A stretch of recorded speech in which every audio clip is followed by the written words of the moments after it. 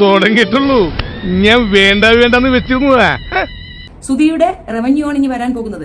സുധിയുടെ പേരിൽ കിട്ടിയതാണ് ആ വീട്, സുധിയുടെ പേരിൽ കിട്ടിയതാണ് ഈ ഫെയിം. അല്ലാതെ ഇവളുടെ എബിലിറ്റി കൊണ്ടല്ലോ. ഇവളുടെ എബിലിറ്റി എന്താണെന്ന് വരും ദിവസങ്ങളിൽ കൃത്യമായി ബോധ്യപ്പെടും. എന്തോ കുത്തി പറയുന്ന പോലെ എനിക്ക് ഫീൽ ചെയ്യുന്നുണ്ട് കേട്ടോ.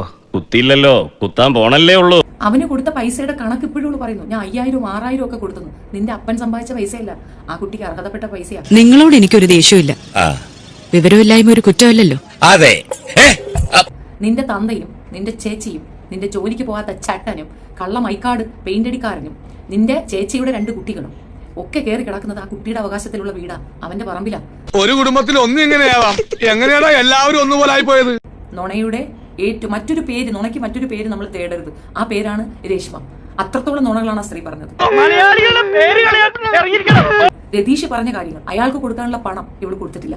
അയാളെ പ്രൊപ്പോസ് ചെയ്തിരിക്കുന്നു. അതിന് ചിന്നക്കട വേണ്ടി ഒരു എക്സ്പ്ലനേഷൻ പറഞ്ഞു. എന്താണെന്നറിയാമോ?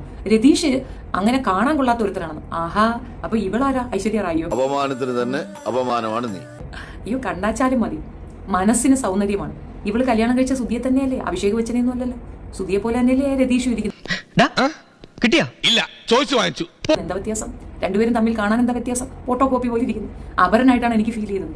സുധിയെ കല്യാണം കഴിക്കാമെങ്കിൽ അവനെയും കല്യാണം കഴിക്കാം. അല്ലാതെ അഭിഷേക് ബച്ചൻ കാത്തിരിപ്പില്ലല്ലോ ഈ സാധനത്തിന്.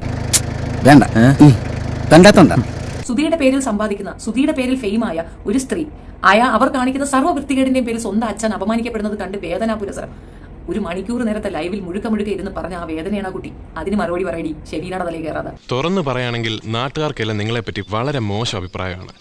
കാലുകൾക്കാണോ ഇത്, അതോ പിന്നെ ജെട്ടിയുടെ കളറാണോ, ആ ജെട്ടിക്ക് എത്ര രൂപയായി, ഇതൊക്കെ എന്താടി നിന്റെ അടുത്ത് മാത്രം അവന്മാര് ചോദിക്കുന്നത്? വേറെ ആരുടെ അടുത്ത് ഈ ചോദ്യങ്ങൾ ചോദിച്ചോണ്ട് വരുന്നില്ലല്ലോ. അത്ര വലിയ ബന്ധങ്ങളിലേക്ക് പോണോ? റേഷൻ കട മറന്ന് മണ്ണെണ്ണ വാങ്ങണോ? തങ്കൂന് എത്ര ജെട്ടിയുണ്ട്, തങ്കൂന്റെ അമ്മച്ചി എത്ര പേരോടെ പോയി, ഇതൊക്കെയല്ലേ ഓരോ ചോദ്യങ്ങൾ. ആ ചോദ്യം ചോദിക്കുന്നവരെ ഞാനായിരുന്നെങ്കിലും ഉണ്ടല്ലോ ചേരുപൂരി അടിക്കും. ഞാനിപ്പോ ഒരു സെലിബ്രിറ്റിയാണ്, പിന്നെ അതിന്റെ ഒരു ലെവലൊക്കെ ഞാൻ കാണിക്കണ്ടേ? അങ്ങനെയുള്ളൊരു റീച്ച് വേണ്ടെന്നങ്ങ് വെക്കും. നിനക്ക് കണ്ടന്റ് ക്രിയേറ്റ് ചെയ്യാൻ ഉണക്ക വർത്താനം പറയാം, അതെടുത്ത് വെച്ച് ഞങ്ങൾ പറയുമ്പോഴാണ് നിനക്ക് നോവുന്നത്. അത് വല്ലാത്ത തരം നൊമ്പല കേട്ടോടിയേ.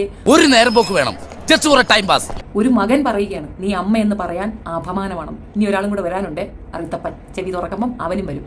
അവൻ പക്ഷേ കിച്ചു പറഞ്ഞ കണക്കുള്ള വീഡിയോ ഒന്നും ആയിരിക്കില്ല ചെയ്യുന്നത്. നിന്റെ അടപ്പ് അവൻ അടിച്ചളക്കും. അതിനകത്ത് ഒരു തർക്കവും വേണ്ട. വയസ്സാങ്കാലത്ത് ഇങ്ങനെയാണെങ്കിൽ ചെറുപ്പകാലത്ത് എന്തായിരുന്നു അടി ഇഷ്ടം മാതിരി കിട്ടും. ഒരുപാട് തള്ളെ തല്ലികളെ കണ്ടിട്ടുണ്ട്. ഞാൻ മിക്കവാറും അങ്ങനെയുള്ള ഒരു മൈൻഡ് പോലും ചെയ്യാറില്ല. പക്ഷേ ഇക്കാര്യത്തിൽ നിന്നെ അവൻ അടിക്കുന്ന ദിവസം എന്റെ വക ഒരു കുതിരപ്പവൻ അവന് ഞാൻ സമ്മാനം കൊടുക്കും. കാരണം ആണൊരുത്തൻ നിനക്ക് തരണമെന്നുള്ളത് എന്റെ ഏറ്റവും വലിയ ആഗ്രഹമാണ്. ഇനി എന്നാണേ നിങ്ങൾക്കൊക്കെ ബുദ്ധി ഉണ്ടാവും? അന്ന് തീരും എന്റെ പെയിൻ. ആ ചെക്കനൊന്ന് വളർന്നോട്ടെ.